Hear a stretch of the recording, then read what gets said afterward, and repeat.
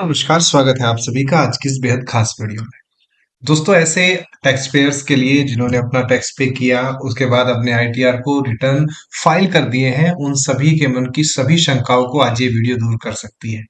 ये वीडियो खत्म होते होते आप सभी को ये भी पता लगेगा कि आपका जो आईटीआर रिफंड है वो कब तक आपके बैंक अकाउंट में आ जाएगा, और काफी सारी डिटेल्स इस वीडियो के अंदर आपको पता लगने वाली है। तो इनकम टैक्स प्रोसेस को लेकर और इनकम टैक्स के रिफंड के बारे में काफी नॉलेजफुल ये वीडियो होने वाला है। दोस्तों, अगर वाकई आप लोग सजग हैं अपने आईटीआर के वेरिफिकेशन को लेकर, अपने आईटीआर के प्रोसेस को लेकर, और दूसरा अगर आईटीआर का प्रोसेस हो चुका है तो रिफंड को लेकर अगर आप वाकई बिल्कुल सतर्क हैं और आप जानकारी लेना चाहते हैं, तो ये वीडियो खास आप सभी के लिए बनाया गया है। तो चलिए शुरू करते हैं। पता लगाते हैं कि आपका रिटर्न कहाँ पर फंसा हुआ है और आपका रिटर्न कब तक आएगा, और अगर रिटर्न आएगा तो कैसे, कितना टाइमिंग उसमें लग सकता है, और प्रोसेसिंग की प्रक्रिया क्या है उसके बारे में जानकारी आज की इस वीडियो में दी गई है। तो सबसे पहले मैं बात करता हूँ नॉर्मल जो आपका इनकम टैक्स रिफंड आता है उसकी टाइमलाइन के बारे में। दोस्तों, आपकी इनकम टैक्स की रिफंड की टाइमलाइन 5 भागों में होती है, जिसमें सबसे पहला काम होता है आईटीआर को फाइल करना। ये इंडिविजुअल के द्वारा किया जाता है। इंडिविजुअल कहूं या टैक्स पेयर कहूं, दोनों बिल्कुल सटीक वर्ड होंगे, क्योंकि ये काम आपने करना है आईटीआर को फाइल करना। दूसरा काम होता है आईटीआर को वेरीफाई करने का, ये भी काम आपके द्वारा ही किया जाता है और उसके लिए 30 दिन का समय दिया जाता है। तो ये जो दो काम है ये दोनों आपके हाथ में है। लेकिन इसके बाद वाले काम, जैसे कि आईटीआर की प्रोसेसिंग का काम, ये किया जाता है सीपीसी बेंगलुरु के द्वारा। और यदि सीपीसी बेंगलोर आपके आईटीआर को प्रोसेस कर देता है और आपके पास इंटीमेशन आ जाता है 143(1) का, तो आपका जो पैसा है आपके बैंक अकाउंट में भेज दिया जाता है, बैंक के पास भेजा जाता है। और बैंक में अगर आपका अकाउंट वैलिडेट है तो ये जो रिफंड है वो आपके बैंक अकाउंट के अंदर क्रेडिट कर दिया जाता है। अब नॉर्मल इस काम को करने में ये जो प्रक्रिया मैंने आप सभी को बताई, इसके लिए अलग अलग आईटीआर की अलग अलग टाइमलाइन होती है। लेकिन नॉर्मल अगर एक चीज पकड़े हम लोग, तो आईटीआर की प्रोसेसिंग की टाइमलाइन अगर हम देखें, तो सबसे पहले आईटीआर की प्रोसेसिंग की टाइमलाइन देखते हैं। तो आईटीआर के प्रोसेस होने में 7 से 15 दिन का अमूमन समय लगता है। दूसरा, आईटीआर के प्रोसेस होने से रिफंड में मैक्सिमम समय 55 से 60 दिन का लगता है। अगर इससे भी ज्यादा किसी का समय लगा है तो फिर तो बहुत जरूरी है ये वीडियो आप सभी के लिए। अभी हम उन कारणों के बारे में चर्चा करेंगे जिन कारणों के चक्कर में आप सभी का जो रिटर्न है वो फंसा पड़ा है, जिसके कारण आप सभी का रिटर्न आया नहीं है। ठीक है, वो काफी खास कारण है और इन कारणों के बारे में आप सभी को जरूर पता होना चाहिए कि आखिरकार ये कारण कौन से हैं और जिनके कारण आपका रिटर्न अभी तक आया नहीं है। सबसे पहला मैं आप सभी को कारण बताना चाहता हूं दोस्तों। सबसे पहला कारण है फॉल्स रिफंड, जो कि एक बहुत बड़ा कारण है। तो अगर आप सभी ने, कोई भी व्यक्ति है जिसने फॉल्स रिफंड क्लेम किया है, दोस्तों मैं आप सभी को समझाने की कोशिश करता हूं, तो फिर आपको करना क्या है। दोस्तों, कई सारे केसेस में क्या होता है, आईटीआर डिपार्टमेंट जब उसका एआई सिस्टम काम करता है तो ज्यादातर तरीकों से फॉल्स रिफंड को पहचान लिया जाता है। तो अगर आपने फॉल्स रिफंड क्लेम किया है तो भी एक बड़ा रीजन हो सकता है आपके रिफंड को डिले कराने में। दूसरा, इस बार क्या हो गया है, जो आपके आईटीआर फॉर्म्स है वो चेंज हो गए हैं। और आईटीआर 3 का तो आप सभी को आज पता लगा होगा कि आईटीआर 3 भी आज ऑनलाइन हो गया है, और अभी आईटीआर के प्रोसेस होने की संभावना बढ़ गई है। तो क्योंकि आईटीआर के फॉर्म्स में काफी ज्यादा चेंज है, काफी ज्यादा डिटेल्स मांगी जा रही हैं, और जब डिटेल्स मांगी जाती हैं काफी ज्यादा, तो उसकी चेकिंग करने में भी बहुत ज्यादा मुश्किल होता है। क्योंकि आईटीआर फॉर्म चेंज हुए हैं, तो ऐसे में फॉर्म चेंज होने के कारण भी आपके रिटर्न जो है डिले आ रहे हैं।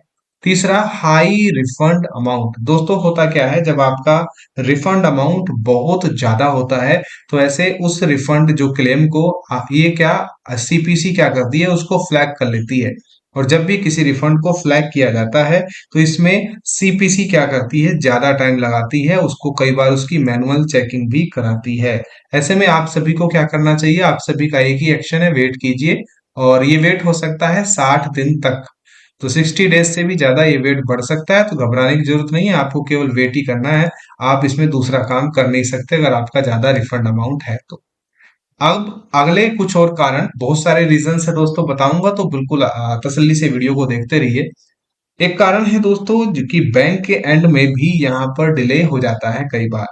तो दोस्तों, ये डिले आपको कब समझ आएगा, ये समझ आएगा तब जब आपका जो आईटीआर है वो आईटीआर आप सभी का प्रोसेस हो जाएगा, और प्रोसेस होने के बाद जो रिफंड है वो इनिशिएट होने के बाद भी आपके बैंक अकाउंट में नहीं आएगा। तो ऐसे केसेस में आप सभी को क्या करना है मैं आपको बताता हूं। दोस्तों, आप क्या कीजिए, या तो अपने बैंक से कांटेक्ट कीजिए, अदरवाइज आप बैंक के पोर्टल पर और या आईटीआर के पोर्टल पर ग्रीवेंस भी डाल सकते हैं। दूसरा, आप चेक कीजिए कि आपका जो अकाउंट है वो वैलिडेट है कि नहीं है। तो ये चेक करने से आपकी इस समस्या का भी समाधान हो जाएगा। अब हम बात करते हैं आउटस्टैंडिंग डिमांड के बारे में। दोस्तों, कई बार क्या होता है, हम अपने आईटीआर को फाइल करके ई वेरीफाई भी कर देते हैं, लेकिन हम ये चेक नहीं करते कहीं हमारे को कोई आउटस्टैंडिंग डिमांड तो नहीं आई हुई है। तो दोस्तों, अगर आउटस्टैंडिंग डिमांड आई हुई होती है तो आपका कभी भी आईटीआर प्रोसेस नहीं होगा। ये एक बहुत बड़ी मिस्टेक है जिसको कि अमूमन जो टैक्स पेयर्स है वो चेक नहीं करते हैं। इसको चेक कैसे करना है मैं आप सभी को बता देता हूँ। आउटस्टैंडिंग डिमांड का एक सेक्शन होता है, आउटस्टैंडिंग डिमांड। उसके अंदर ऊपर वाले तीनों कॉलम आप सभी को चेक करने हैं, क्या उनमें कोई डिमांड तो नहीं आई हुई। अदरवाइज इसके ऊपर मैंने एक वीडियो भी बना रखा है, और दोबारा अगर आप चाहते हैं कि मैं वीडियो बनाऊं इस विषय पर तो मैं बना दूंगा, आप सभी को केवल कमेंट करके बताना है। ठीक है।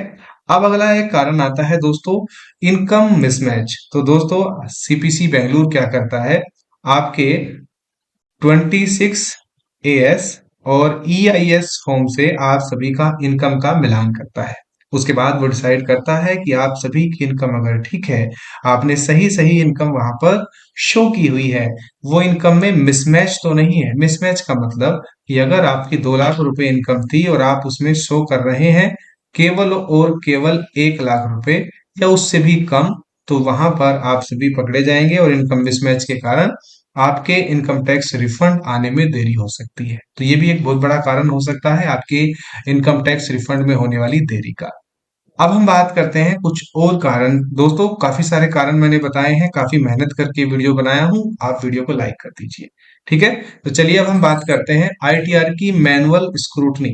दोस्तों, आईटीआर की मैनुअल स्क्रूटनी कब होती है? दोस्तों, आईटीआर की मैनुअल स्क्रूटनी तब होती है जब किसी आईटीआर को फ्लैग किया जाता है। फ्लैग किस किस केस में किया जा सकता है दोस्तों? जब आपके पास कोई लॉटरी का अमाउंट आप सभी के हाथ लगा हो, या कोई आप ऐसा कोई गेम खेलकर आपने पैसा कमाया हो, या इस प्रकार का कोई ऐसा जो लॉटरी टाइप का पैसा है आपके खाते में आया है, तो उसकी मैनुअल स्क्रूटनी भी कर दी जाती है। मैनुअल स्क्रूटनी का एक और रीजन होता है, अगर आप जो रिफंड क्लेम कर रहे हैं वो रिफंड बहुत ज्यादा है। यानी कि मान लो आप सभी का 10 लाख आप सभी ने टैक्स दिया और आप इसमें से 9 लाख रुपए का टैक्स जो है रिफंड के रूप में मांगे, तो ऐसे में भी आपके आईटीआर को फ्लैग कर दिया जाता है। ये एक एग्जाम्पल बता रहा हूं, छोटे आईटीआर भी कई बार फ्लैग कर दिए जाते हैं। दूसरा, जो रोंग डिटेल्स का मतलब है दोस्तों, आपका बैंक अकाउंट गलत भरा हुआ है, या और भी कोई रोंग डिटेल्स अगर आपने दिया है, मान लो आपके इनकरेक्ट बैंक का आईएफएससी इनकरेक्ट है, रोंग पैन पे आप सभी का लगा हुआ है, जो इनकम फिगर है वो रोंग है, तो ऐसे में भी आपका आईटीआर कई बार डिले हो सकता है। इसका इलाज है कि आप रिवाइज रिटर्न फाइल कर दीजिए अगर आवश्यकता है, अदरवाइज आप वेट कीजिए और अपनी जो रोंग डिटेल्स हैं उनको करेक्ट करने की कोशिश कीजिए। कैसे कर सकते हैं इसके ऊपर मैं डिटेल वीडियो आप सभी को प्रोवाइड करा दूंगा। अगला एक कारण है अकाउंट के वैलिडेशन को लेकर। दोस्तों, अगर आपका अकाउंट वैलिडेट नहीं है तो भी आप सभी का रिफंड आने में देरी हो सकती है। तो आप सभी क्या कर सकते हैं? तो दोस्तों, अगर आपके भी अकाउंट वैलिडेशन की प्रॉब्लम है तो उसका सॉल्यूशन है, आप क्या कीजिए, अपने अकाउंट को रीवैलिडेट कर लीजिए। एक ऑप्शन आता है यहाँ पर अपने अकाउंट को रीवैलिडेट करने का, ये आप सभी को शुरुआत में ही मिल जाएगा। तो रीवैलिडेशन के थ्रू आप सभी के पास क्या होगा, एक ओटीपी आएगा और जिसके बाद आप सभी का अकाउंट रीवैलिडेट हो जाएगा। ठीक है। अब हम और कुछ कारणों को जानने की कोशिश करते हैं। और कुछ कारण जैसे दोस्तों, डिटेल मिसमैच फ्रॉम 26 AS। दोस्तों, आपके 26 AS के अंदर वो डिटेल आती है जिसमें पता लगता है कि आप सभी का टीडीएस कहाँ कहाँ कटा हुआ है, और वो सारे रीजंस आप सभी के आपको आईटीआर के अंदर भरने होते हैं। कई बार ये डाटा ऑटो फैच कर लिया जाता है, लेकिन अगर आपका डाटा ऑटो फैच नहीं है तो आप सभी को ये डाटा मैनुअल भरना पड़ता है, और मैनुअल भरेंगे तो जिसने आप सभी से टीडीएस काटा है उस कंपनी का टैन नंबर भी वहां पर भरना होता है। तो इस प्रकार के डिटेल्स हम भरने में कई बार प्रॉब्लम है, कई बार हम गलत कर देते हैं, तो उसको गलत नहीं करना है, उसको रीवेरीफाई करना है। अगर ये डिटेल मिसमैच है तो भी आपको एक नोटिस आ सकता है। Wrong ITR selection. दोस्तों, आईटीआर सिलेक्शन के ऊपर मैंने आपको पूरा वीडियो बनाया हुआ है। अगर आप किस प्रकार के आप एम्प्लॉई हैं, कि अगर आप एक कंपनी है या आप एक सैलरीड पर्सन है, तो आपको कौन सा आईटीआर फाइल करना है, वो मैंने पूरा वीडियो के थ्रू बनाया हुआ है। तो उस वीडियो को जाकर भी आप लोग देख सकते हैं, आपको पता लगेगा कि आप किस श्रेणी के अंदर आते हैं। अगर आपने रॉन्ग आईटीआर को सिलेक्ट कर रखा है तो भी आपके आईटीआर में डिले हो सकती है और आपको नोटिस भी आ सकता है। ऐसे में एक सॉल्यूशन है रिवाइज रिटर्न का। हालांकि आप रिवाइज रिटर्न भरेंगे तो आप सभी को करेक्ट आईटीआर फॉर्म सेलेक्ट करके रिवाइज रिटर्न भरेंगे तो आपका रिफंड जो है वो जल्दी आने के काफी ज्यादा चांसेस है। Return note verified. दोस्तों, सबसे पहला स्टेप होता है रिटर्न को फाइल करना, और उसके बाद का जो स्टेप नंबर 2 होता है वो होता है रिटर्न को ई वेरीफाई करना। अगर आप अभी तक ई वेरीफाइड ही नहीं किए हैं तो आपका रिटर्न भरने का, फाइल करने का कोई भी मकसद नहीं है। जल्दी से जाइए अपने रिटर्न को ई वेरीफाई कीजिए, उसके बाद ही आप सभी का जो रिटर्न है वो आगे सीपीसी बेंगलुरु के पास जाएगा प्रोसेस होने के लिए। सीपीसी बेंगलोर से प्रोसेस करेगा और आपका बहुत जल्दी से जल्दी आईटीआर रिफंड आने के चांसेस बढ़ जाएंगे। आशा करता हूँ ये वीडियो आपको पसंद आया है। अच्छा लगा है तो लाइक करें, शेयर करें अपने दोस्तों के साथ। एक कमेंट करके जरूर बताना कि आपको वीडियो कैसा लगा। धन्यवाद।